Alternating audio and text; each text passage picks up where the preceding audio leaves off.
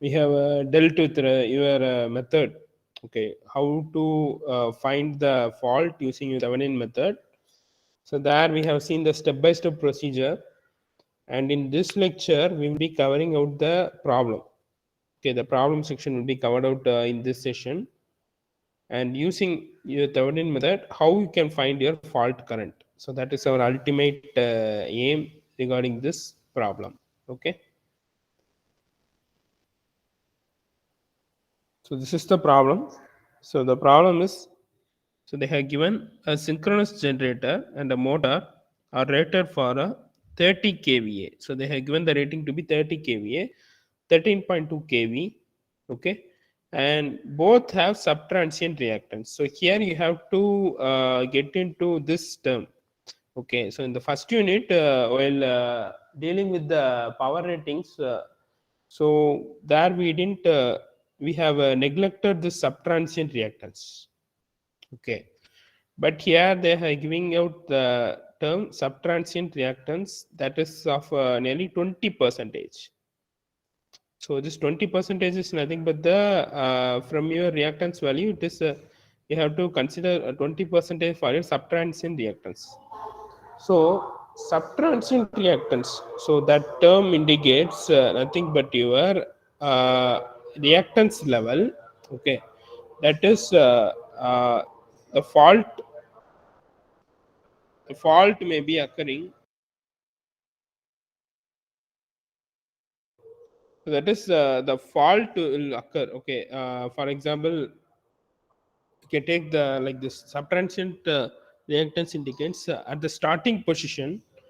Okay, whenever you are starting a motor, okay, in the lab itself you might have done. If you're starting a motor means that to that motor, if it is having a starter, okay, mainly your starters will be used for limiting your current. Okay, during the period of starting period, the will be a heavy inrush current. So you might have learned about the inrush current parameter. So during that inrush current, what happened is that actually in your motors, your starter limits that inrush current. Okay, so whenever that inrush current happens, your reactance value drastically drops. Okay, so that duration, the reactance is called as subtransient reactance. Okay, mainly at the time of starting, you can experience this subtransient reactance. Okay, that is the initial stage when you're starting a machine, there will be a heavy inrush current. At that duration, there will be a very limited amount of your reactance level. So that reactance is called as subtransient reactance. Okay, and after that, what they have given is the line connecting them has a reactance. Okay, so they have given the reactance of the transmission line connecting your generator and the motor. Okay, which is of 10 percentage of the base machine rating. So here also they have given, you have to consider that reactance value 10 percentage of the base of the machine rating. Okay, so here the machine rating is they are implying about your base value. So what machine you are considering the base value, from that you have to consider 10 percentage. So the next is the motor is drawing 20,000 kilowatt. So this corresponds to a real power. So this corresponds to a real power. So also they have given a power factor. So here the power factor they have given is 0.84, 0.8 power factor. It is of leading. Okay.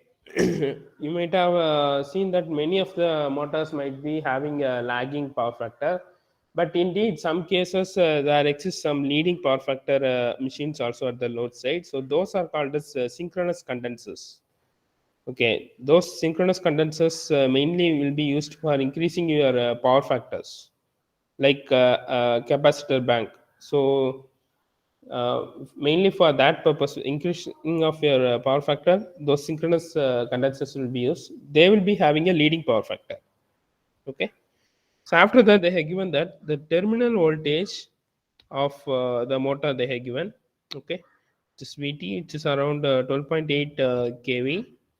When a symmetrical three phase, now here comes about the fault. So up to this, basically it is the thing what you have studied in your first unit, what we have covered in the first unit. So after this only you have to see it. When a symmetrical three phase fault occurs at the motor terminal, so here they have given the position of your three phase fault. So what they're saying, a three phase fault is occurring at the terminals of the motor. So that is at your load side. At your load side, the fault occurs. Okay. So what they are asked to find?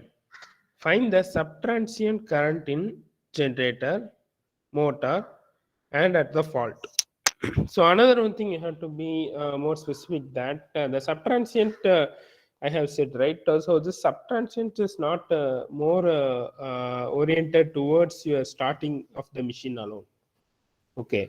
Whenever the fault also occurs, there occurs a heavy flow of current, right? That too mainly with respect to your short circuit current. So short circuit fault. Okay. Whenever there's a short circuit fault, there occurs a heavy inflow of your short circuit current, and there rises your subtransient level. Okay. So what they are asked to find the subtransient current when the fault occurs. That is, due to the fault uh, at the motor terminals, what will be the subtransient current at your generator and the motor they are asking. Okay, so that's what we are going to find. And okay,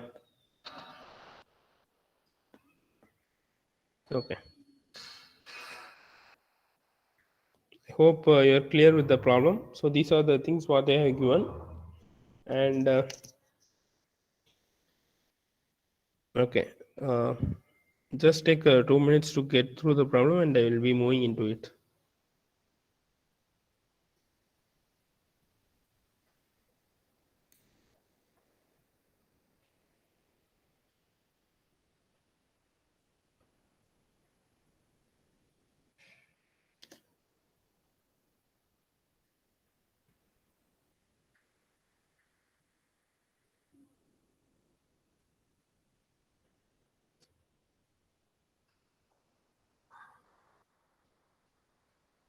It's okay. So we'll be moving on. So first at the initial stage you have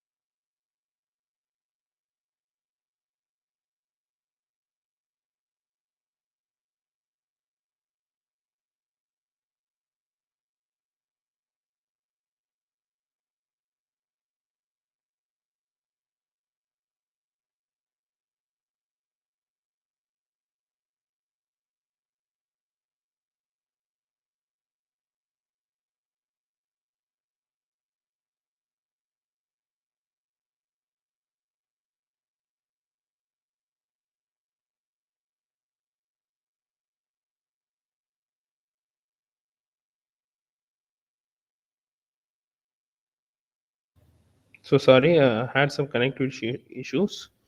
And okay, so here you can see. So after a single line diagram, you have to move towards your reactance diagram. So this is your reactance diagram. Okay. So you know how to draw your reactance diagram. So this represents your generator section. This represents your motor section, and this represents your transmission line. Okay. So this is what your reactance diagram looks like. And as per the given question, what they have said is that there occurs a fault. Okay, there occurs a fault at the motor terminal. So you have to consider to the load side. So here is the point where the fault occurs. So the fault voltage, you can take this VTM. Okay, and here it is positive, and here you can take it as a negative. Okay, and here it is positive and negative. Okay, so in this fashion you can take. So this IL is nothing but the current delivered from your generator towards the load. Okay, and now first we will be finding all the per unit values with respect to the system. With respect to the system, we will be finding, and afterwards we will be moving towards your fault current. Okay, and here it is. So at initial stage, we will be finding the per unit value of the VTM. So VTM is nothing but the voltage with respect to your fault. Okay, and from this you will be finding your power, and after that you will be calculating your current. So mainly this fault analysis involves around your formulation of the current.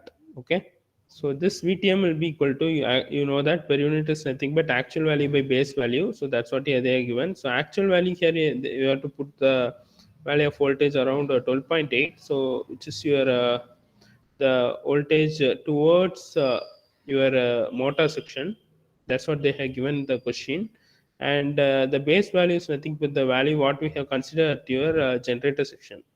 So that is this is the actual value of your motor section, and this is the value of your generator section, and you will be getting around 0.9697 per unit. Okay, so this is what with respect to your voltage. Okay, that is fault voltage. And after that the power. Okay, the power at that particular point, uh, what is when the fault occurs, that is given by again the actual value by base value. So this actual value is nothing but the value of your motor, and base value you have considered as the generator. Okay, so this is the value you will be getting around 0.667 per unit. Okay, we have found out the voltage and then the power. Now coming to the current IL. Okay, so this IL is nothing but the current flowing through that loop. Am I right? So this is the loop. This is the loop. Okay, so the current flowing through this loop is nothing but your IL. So what happened is that this IL equal to PM by, actually you know that PM is nothing but the motor power. Okay, that is IL is your load current. So this PM will be equal to your the voltage drop across that motor terminals into your load current into your cos phi. Okay, so from this IL you can around calculate by bringing this to the denominator. So the value will be getting like this: 0.6667, what I have found out in the previous slide, by 0.9697, and then into this 0.85. This 0.85 is nothing but the cos phi, which is given in your question itself. Okay, on substituting you'll be getting the value as 0.8594. Okay, so this is the value of your IL, and this IL you can convert in terms of your from per unit to your polar form you can convert. So as they have given the it is 0.8 leading, you will be getting plus 36.9 degree in the polar format. Okay, so you have to be clear with this angle is with respect to your power factor. And BTM, which is what you have found here, they have given.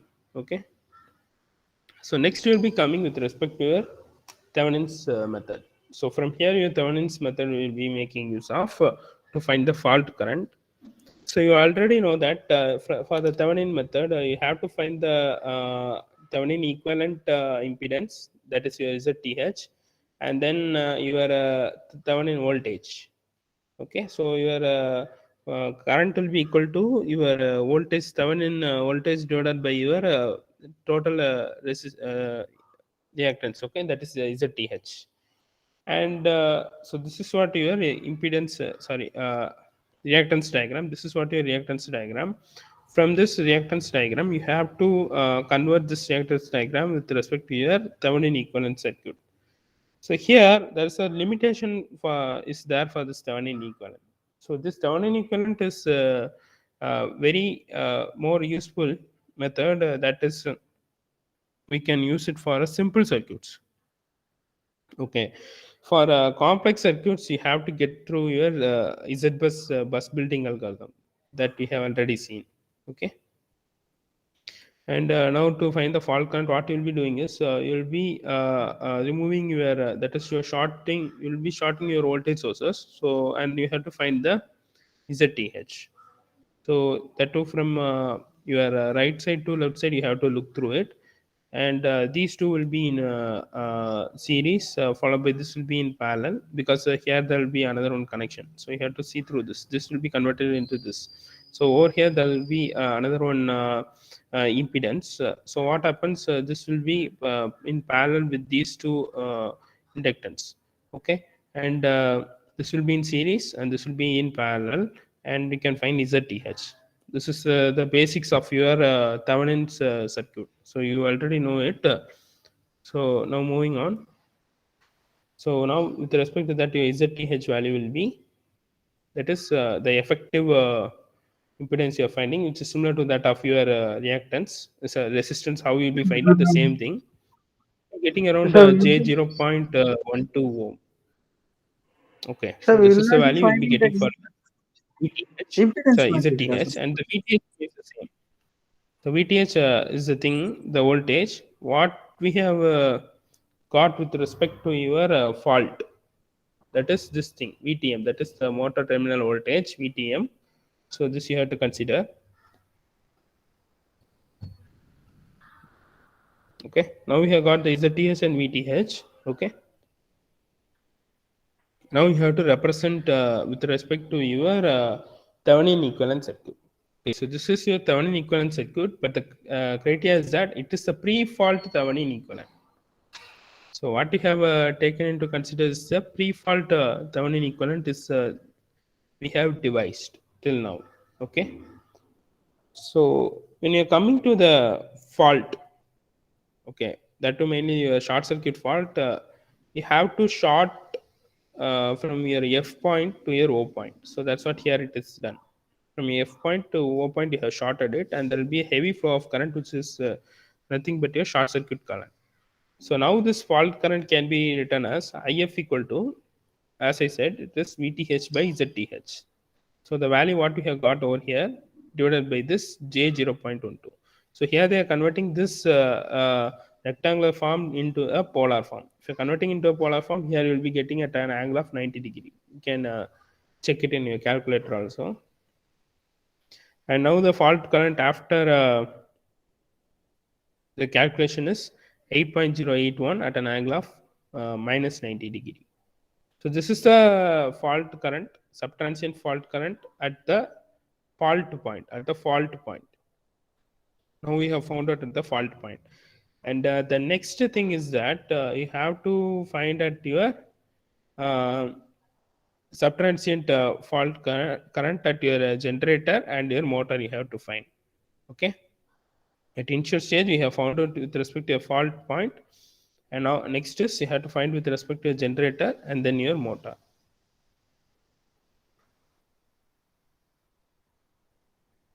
And this is it. So for the this thing, what you have to do is for finding the subtransient with respect to a generator and motor, you have to go through another one simple step. That is, the fault had occurred. Okay, the fault had occurred from the point F to O. So you have to consider the changes in the circuit. The changes in the circuit that will mainly with respect to your current in the entire circuit. What happens to the entire circuit when the fault occurs?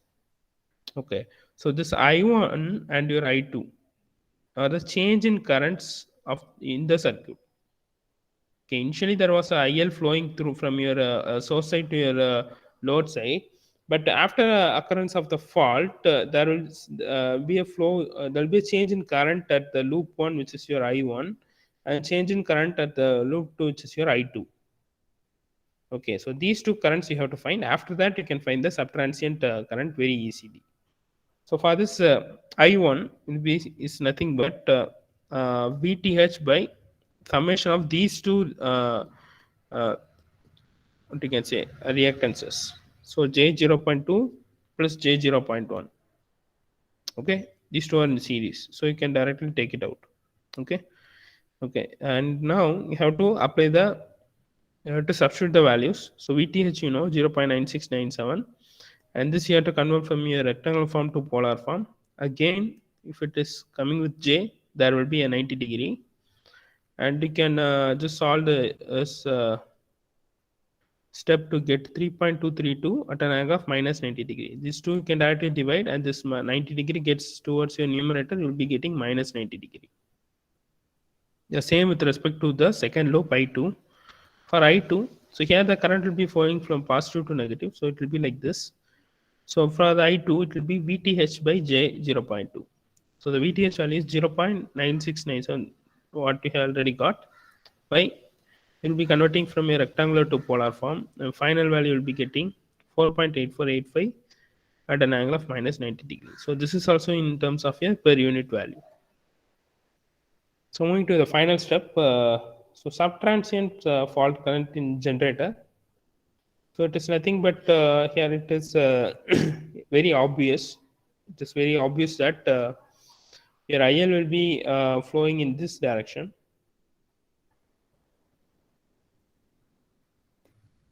So your IL will be flowing in this direction. Okay, that is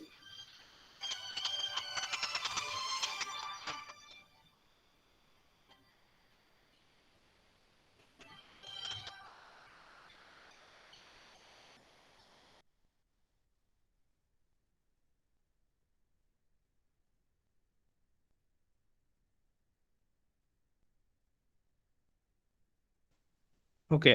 So your IL will be flowing towards this node, towards this F node. Okay, and hence what happens? It is an additive. So if you are applying KCL, so it is sum of the currents entering a particular node will be equal to 0. So that's what your KCL implies. So your IL plus I1, okay, contributes to your IG. Okay, it is what it is coming from your IG.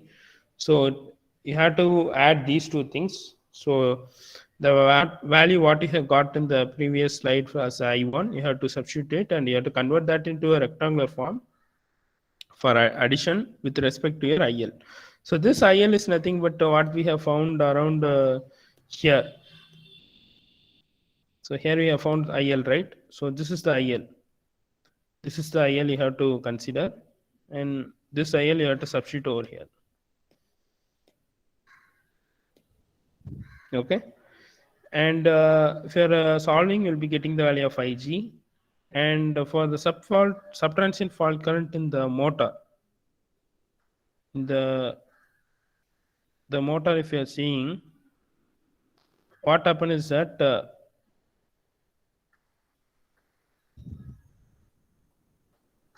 for subtransient fault current in the motor, your IM will be equal to I2 minus IL. Okay, your IM will be equal to I2 minus of your IL. Since here you can see the circuit, so this IL will be flowing towards it, and it is this I2 will be opposing this current. So it will be your I2 minus IL. Okay.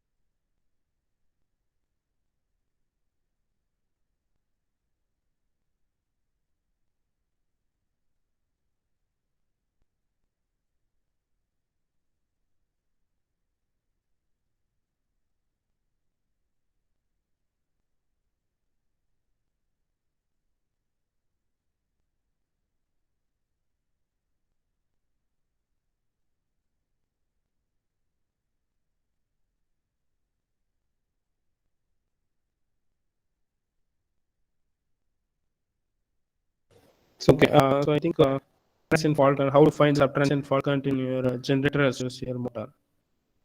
Okay. So if you so that's it with respect to this problem.